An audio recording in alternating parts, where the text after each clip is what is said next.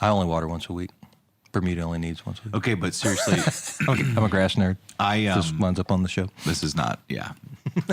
No one cares. Well, I wasn't going to go there, but Well, our neighborhood Facebook group, I'm sure I'm getting questions. So there.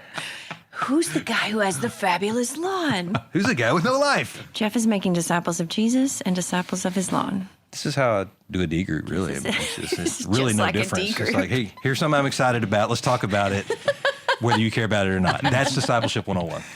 that's what we do at the round table. That's basically what we do. They talk about your yard for 20 minutes. No, we talked about my yard for about 3 minutes. We talked about you being pithy for a good 6. I'm so glad we like each other. Oh, yeah. Oh, if we didn't, this would be the most toxic Miserable. environment because It would we're be all really so honest with each other. I really do think, I think, Lori, what you said before maybe the cut began is when you sit down and you study, and it really is for the conversation that happens right now. 100%. And not that there's a microphone in front of your face. Yes. Yeah, that's I never really think good. about the microphone. I want to have a conversation that we all walk away with thinking, oh, I learned something. And, oh, that challenged me. I think I think the conversation, and I think too, we've said this before, but it's just, we met with somebody yesterday in the office and they're like, hey, I want to be able to discuss certain things with my friends and family, and sometimes I just don't know where to begin. And I think what these conversations hopefully do is just give you a springboard to say, hey, will you listen to this with me? Mm-hmm. And then see how they talk about it, and then let's have a conversation. Yeah. Hopefully. I think it could be a resource and a tool. I hope we model, too, just how to study the Bible together. I mean, we've talked in passing multiple times about studying the Bible in community. Like, you have to spend time in God's Word for yourself, but it should never stay there. Yeah. And I feel like, again, this is a good example. We've all got our notes in front of us, and Lori has her NASB or whatever over there.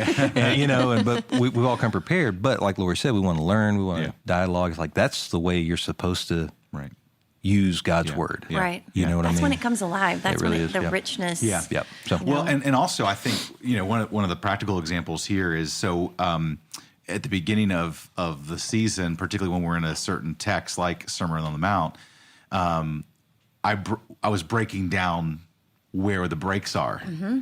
And it was done kind of ignorantly. I was just sort of like very quickly looking through just kind of heading to heading. headings, Yeah. Kinda.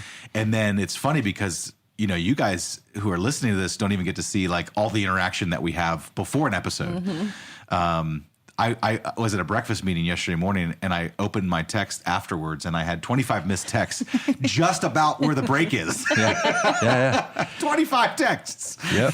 Yeah, because if you Throwing me under the bus for having the wrong break. and You never responded, I did. saw. Yeah, no. Well, then so much that you had the wrong break. Yeah, It's sure. in the ESV Yeah. where it chooses to put the break where we are today. So where we are today, chapter 7, verses 1 through was going to be 1 through 14 because that's the way it breaks it up in the ESV. But like CSB, NASB, probably King James, New King James, that actually breaks after 12. It because that whole section is one pericope, Right. what you would call it. Right. And so it impacted how we were going to land the plane today. Yeah, that's right. If we ever get the plane off the ground. That is the best analogy ever. Joey sometimes has a trouble landing the plane. We cannot get this episode started to save our lives. That is really good. I do think we need to do an episode, maybe like a bonus episode sometime between now and the next season on translations. It'd be super nerdy. Yeah. But I think That'd we be talk good. about it enough and we joke about it enough that I think some people are like, I don't get it. Like, well, what do you mean? There's That's different smart. translations. Yeah. Hey, thanks. I would love to do that. I would love to talk about my She NASB. said that something I said was smart. Yeah. Did she have a study she wrote about that or anything? No? Yeah. Is there an appendix or anything? in the No, study? yesterday the text said, can we consider stopping it there? I'm not adamant about it. That's just the way I true. see it. I started it off nice. Sure, you were nice. You weren't judging me. I was not judging you. There we go. Here we go. That was good. Chapter 7, verse 1. Judge not that you be not judged.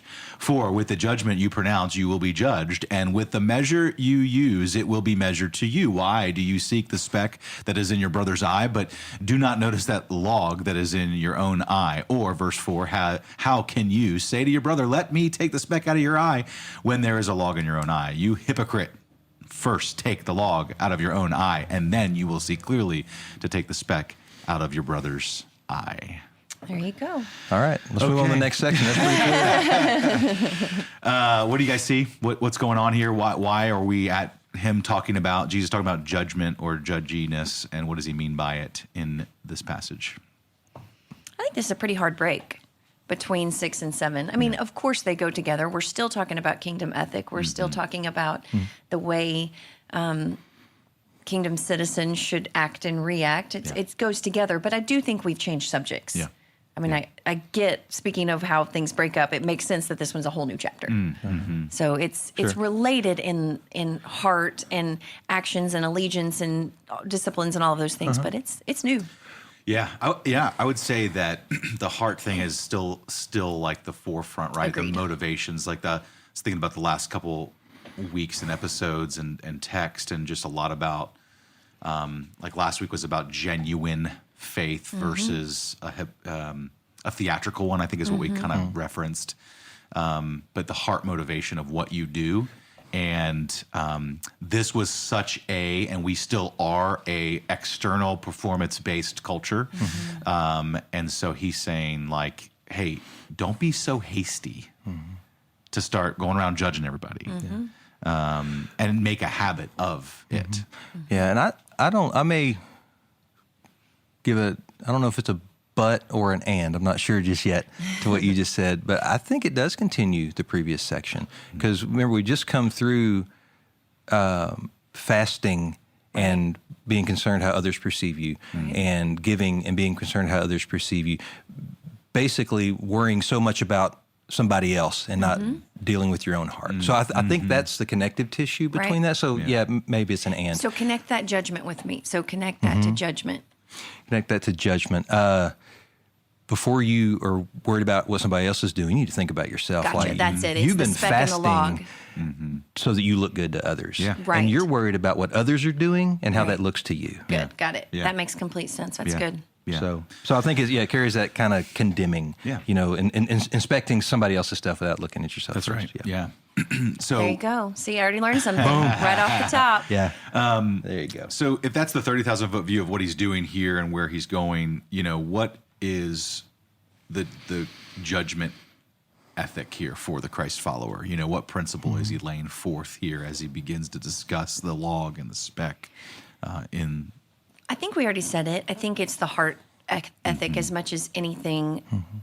If you take this verse out of context, it's big trouble because Jesus. But no one does that. No one does it. No one has ever taken this Why out would of you bring both up such a inside or ludicrous outside of the proposition? church. Right, yeah. I do think this might be the most misquoted Oh, my heavens. verse Yeah. in the Bible because if you look at it in the context, there's no way Jesus is saying, don't be a good judge of things. He has just spent like however many verses it is before this is like 82 verses or something, saying you have to be discerning. Yeah.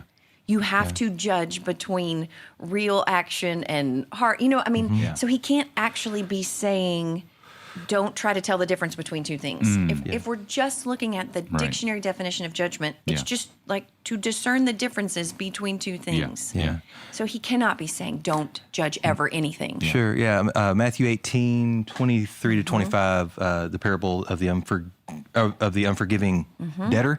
As those, the king forgives him, or the leader forgives him for amount, and then he goes in and puts in jail people that owe him money, kind of thing. So it's you have to be careful the way you engage others in confrontation, because the way you engage them is going to be the way God engages you. So, but to Lori's point, if you go down just a few more verses past our section, he tells us to judge false prophets by the fruit of Exactly. their teaching.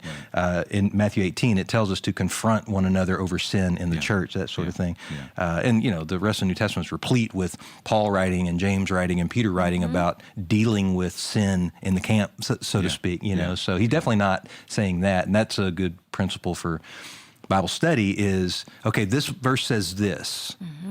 Does the rest of the Bible support that verse on its own in isolation? Well, no. So maybe I need to expand the area I'm reading.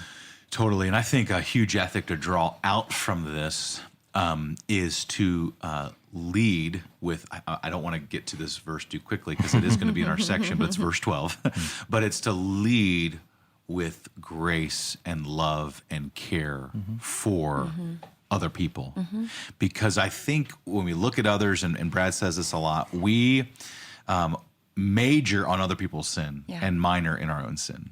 And we are so focused on what other people are doing wrong. And it probably is a mirror or a mirror to what's going on in your own heart and in your own mind. And so we love to be generous and gracious to ourselves, but not to others. And I think that's a call here, I think, is a lot of what he's talking about as well. I love the word picture Jesus gives us here of the speck and the log. I mean, if you just think about it, if you try to picture what he is talking about, and you picture two people walking up to one another, and one has a speck in their eye and one has a log in their eye, like that's funny in a not funny way. Like, so if I have a log in my eye, number one, I am not equipped to help you. I'm going to knock your eye out, even trying to get close enough to you. And I can't see clearly because I've got the log. It's funny. Like if you drew it out of stick figures, you'd be like, oh, yeah, well, that's silly. Well, I was just going to say, like, a lot of commentaries I kept reading was that this was humorous. I wonder the tone. Well, yeah, because there was one commentary I read. I don't remember, maybe Tremper Longman. That it was a grotesque picture is how they would have taken it. So I saw from one extreme to the other. I think, and this is just Jeff pontificating for a second, but I think it's a matter of perspective because it may be a speck to you looking at me, but for me, it should look like a log because it's mine. It's right here. So the further my hand gets in front of my face, if you can see what I'm doing right now, listening to a podcast, my hand looks smaller. The hand right in front of my eye is huge, and it blocks everything else. Same size. You know what I mean? So it's a matter of, like, sin is sin. It's a bit of a thing, but man, you should be so much more concerned about the sin in your own life and dealing with that before I ever worry about sin in your life. Yeah, totally. This is random, and I didn't kind of prep you guys pre-show about this, but can you guys think of anything? And this, I know you guys get real nervous when I do this. This is really fun. I'm just going to look at Lori. No, but what is the practicality of that? Like, what are some practices, or what are some ways that we can make sure that we are catching and seeing the log in our own eye and not so, and what, and I'm stacking questions, I'm sorry, but I just made me think of, like, sometimes, and actually many times, we're just so quick to see the speck in other people's eyes. And it's just so easy. So what are ways that we can practically kind of help with that? I mean, this is always going to be my generic answer, but being in the Word is going to help with that. I mean, if I got up every single morning and thought about Psalm 51, create me a clean heart and renew a right spirit within me, if I think about the very first beatitude, blessed are the pure in spirit. So that is that right? Not the pure in spirit. Pure in heart? No, why am I thinking of the bankrupt one? The poor in spirit. Poor in spirit, there you go. Blessed are the poor in spirit. If I see myself as those things, and if I know I need a clean heart, it does happen if I'm asking God to point those things out. We're going to talk a little bit later about praying God's will.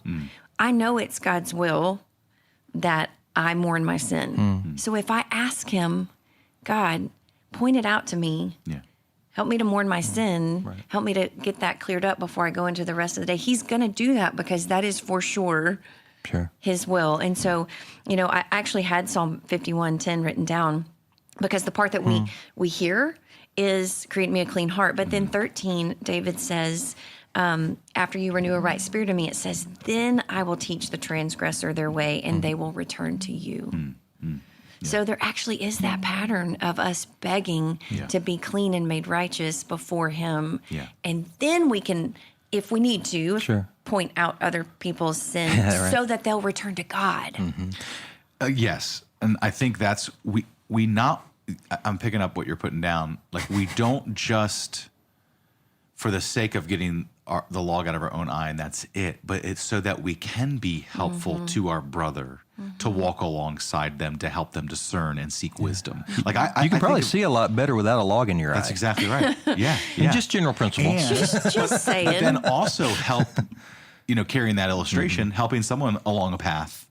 As they're navigating, their own sin as well. There is a principle there. I can't think of like a proof verse for it or anything, but a lot of times, how do I say this? the person that struggles with something tends to see that something in somebody else. Oh, I know the proof text. It's called "You Spot It, You Got It." Oh, there you go. Okay. First opinions. Is that, Right. yeah, It's kind of what I said earlier about being a mirror. It's Yes. a mirror of Yeah. what's going on in your own life. Yes, Yeah, I for think sure. that's true. I mean, Yeah. I can think of a particular person in my life, and there's something that person does that gets all over me consistently. And when I step back, it's because I have that that's why it tendency. bothers you. Yeah. Yeah. It bothers me because I'm like, oh, please don't let this be true in me. Yeah, I'd add another thing to just what Lori said in addition to God's word is just the community. I mean, just coming back to that, it's like you've got to have people in your life that it bothers you when they confront you because you know they're right. Yeah. Like they know you. Like when Joey, like if you come to me and sit down in my office and say, "Hey, we need to talk about something," it's like, crap. Yeah. You know, it's like Yeah. he's going to be right because he knows me well enough to Yeah. know that something's off Yeah. or that this pegged when it shouldn't. You know what I mean? And, Totally. And there's a type of bothering me that is redemptive and healthy Yeah. versus the stranger in the foyer that wants to point something out. Yeah. It's like, yeah, that bothers you, but not in the same way. Yeah. No, that's good. And That I makes think- sense? I think too, like, I guess along with that illustration, like I want to be such a quick learner that I want to like seek out from you before you have to come to me. Sure. Yeah. Like, hey, I'm feeling this way about even another interpersonal relationship. What do you see Right. that you can help me with, you know? And then I go, I don't know, you should really ask Lori. Because she's so wise. Nice. She wrote a study. It's a great study. Verse 6, do not give dogs what is holy, and do not throw your pearls before pigs, lest they trample them underfoot and turn to attack you. What in the world? Exactly. It's a wisdom principle. Yeah. The wisdom principle. Proverbs 9:8-9. Do not reprove a scoffer, he will hate you. That's right. Reprove a wise man, and he will love you. Give instruction to a wise man, and he will still be wiser. Teach a righteous man, and he will increase in learning. I mean, we don't put down what somebody's not going to be able to pick up or not Yeah. willing to pick up. Yeah. You know? Yeah. And it's, I think that principle goes two ways. It's not good for the person who's trying to cast the pearls, the gospel, the whatever it is, the treasure. If we think of the pearls as treasure, Right. and we think of the dogs and the pigs as culturally things that the Jews would have heard as just way beneath them, Unclean and outside the kingdom. Correct. Yeah, right. Both of those things. I mean, if we're metaphorically going there, Yeah. we cannot cast the treasure repeatedly in front of people who are going to treat it as though it is not valuable. Yeah. And maybe this is wrong, so you guys, I'm going to jump to application, and I'm happy for you to correct me, but I can't tell you how I thought about social media and Facebook with this principle. Yeah. Are we going to continue to give hard-hearted people a chance to reject and dishonor the gospel on our Facebook page over and over and over and over? I mean, not that everyone on Facebook is a pig or a dog, but we got to think about where are we going to be wise with this precious gift? Yeah.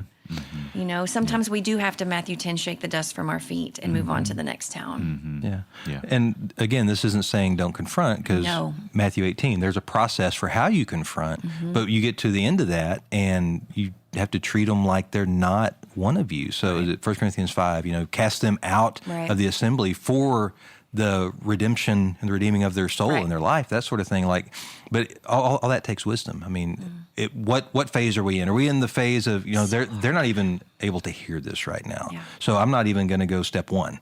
So let's try to build some kind of bridge here where I can at least approach them to talk about love this. that. You know what I'm saying? So it's not a don't, it's a maybe not yet. I love Yeah. that. Don't turn your back on them. Right. Just be wise about when the timing is right. Yeah, and so it goes back to what you were saying earlier about the first five verses is that Jesus then goes from don't judge lest you be judged, and then now be discerning. So that's why we were saying, he's not saying earlier don't be discerning. Here he's even doubling down and said, yes, be discerning, because what is holy and what is wise, don't just throw it away to what's going to trample them or devour it. Yeah, eat it and up. dishonor it. Dishonor it, right. And make it look bad. Yeah, that's good. The next section is 7 through 11, and this is really reminds us of the Lord's Prayer in terms of prayer. sure. It's a prayer kind of thing, and so it says, "Ask and it will be given to you; seek and you will find; knock and it will be open to you." And so you have three commands there: ask, seek, and knock. With this expectation that that the good Father will answer it. So for everyone who asks receives, the one who seeks finds, and the one who knocks it will be opened. Or which one of you, if his son asks him for bread, will give him a stone? Or if he asks for a fish, and give him a serpent? If you then, who are evil, know how to give good gifts to your children, how much more will your Father who is in heaven give you good things to those who ask him? All right. So what are some things we're seeing here? What are the principles? What is he saying and what is he not saying? Well, one thing I love, this is a total rabbit trail, just so you bear with me. I just teed it up so beautifully. You did, and that's why I have to knock it down.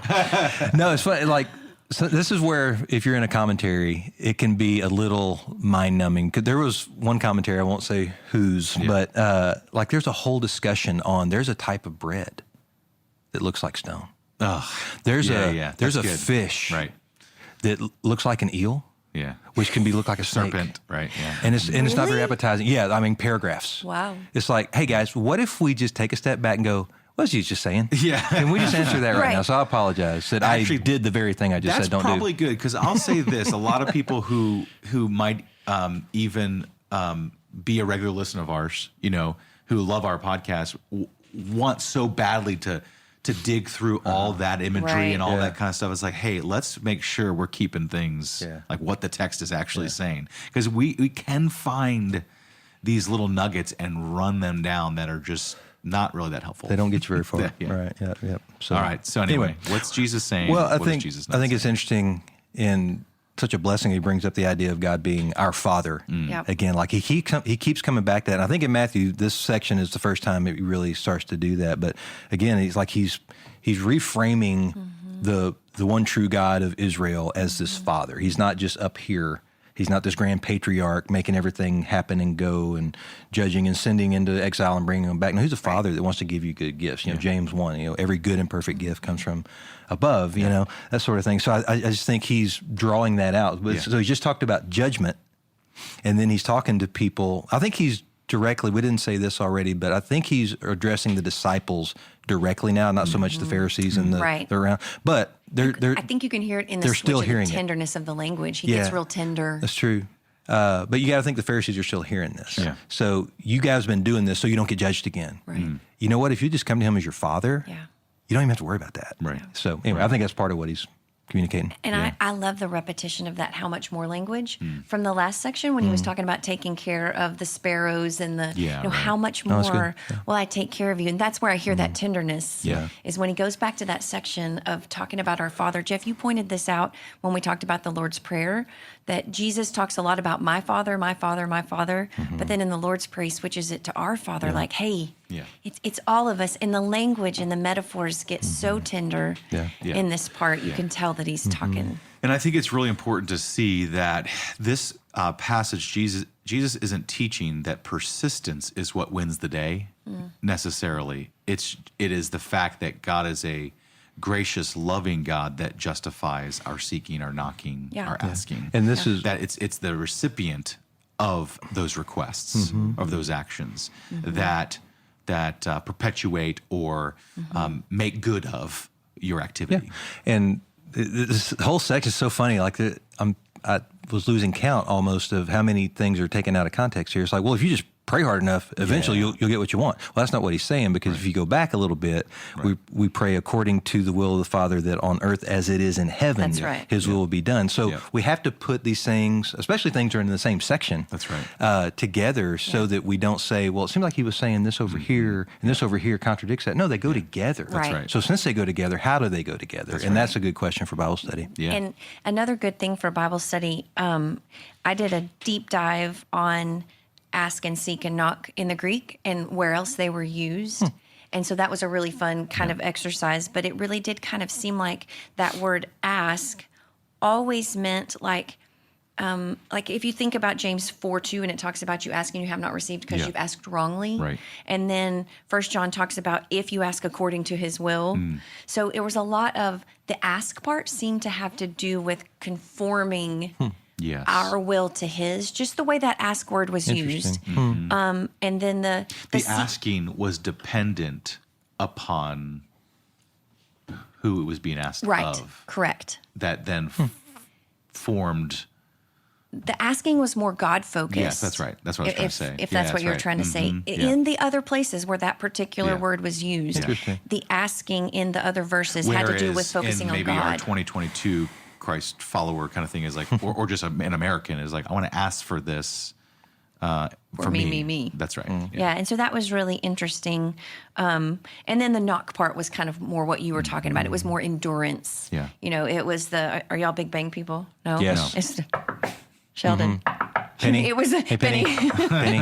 It was that persistence. The knock was the persistence. Yeah. But the ask part was actually more about aligning our thoughts to God's. Yeah. So I don't know. That's not gospel. It's just what I saw. No, yeah, and I have here like this is an activity that's confident that no matter what happens, the Lord won't lead the praying man astray. Like Yeah. when you're seeking Him, and so I think practically we did this it was a while ago. I don't know when it was, but we talked about like, do we think of God as a transcendent God versus like a personal God, right? Immanent, And how do we make sure like our people just don't say, well, fine, if it's just like the will of God, like there is a principle here of 3 activities: a command to ask, a command to seek, and a command to knock.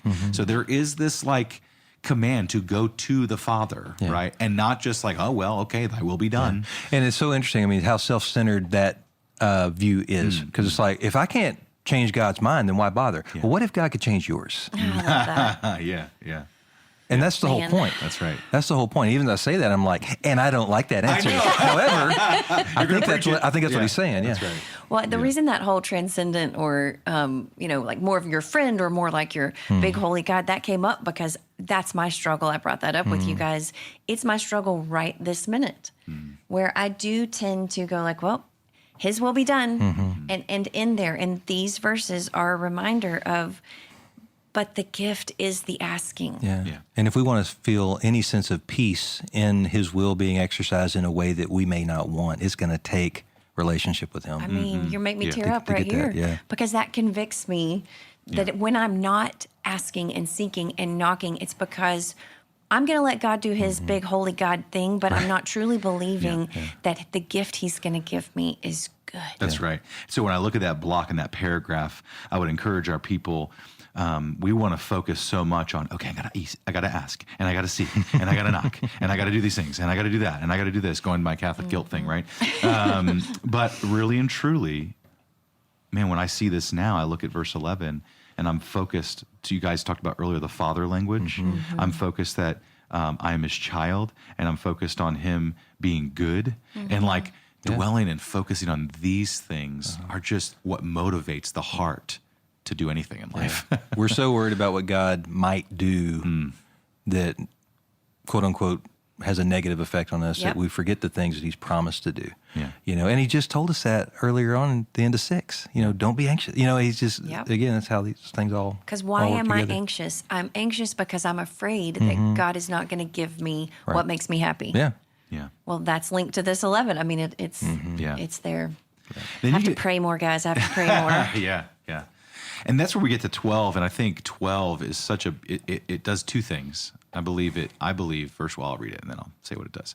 So whatever you wish that others would do to you, do also to them, for this is the law and the prophets. And it's funny when I'm reading this and I'm thinking about like, he started back in chapter 5 and he's going all the way through and he gets to this point. And it's like, there's a couple times and there's a couple points where he takes some twists and turns that I feel like it's kind of random, but what this verse does, I think it both ties a good bow, because we like talking about bows on here, of the immediate previous section, but then it also does a good job of summing up everything he's talked about thus far with that kingdom ethic, right? Yeah, and I agree. I think it does kind of bracket the whole section because he ends the first part in 5:17. Don't think we had a whole conversation about that. Don't think I've come to abolish the law and the prophet. I've come to fulfill the law and the prophets. And here, this is the law and prophets. That's so right. I came to fulfill it. It all points to me, and I'm going to show you how to do this. Yeah. And now, when you live like this as kingdom citizens in my kingdom, under a king, then you will fulfill the same thing. Yeah. Can I tell you something really cool that Carrie Run taught me? We're about to learn something. I promise you. You are about to learn something. So, really popular teaching in the first century. There was a phrase that was kind of, like whatever phrases we would have for our kids, like sticks and stones may hurt my bones, but like that kind of a teaching was, what is hateful to you do not do to your neighbor. So that's how that was expressed. Well, Jesus turning the law and prophets on its head while also fulfilling it, turned it into a positive phrase. So the teaching would have been, don't do what you wouldn't want done to you. Jesus concludes this section of fulfilling the law and prophets by saying, hey, you know what? Do for others. Yeah. He takes it from a negative to a positive. Don't you spin. love that? Yeah. I love that so much. Yeah, that is good. Yep. That is really good. I think this is it's called the golden rule here. Isn't it called the royal law other places? Yes. Yeah.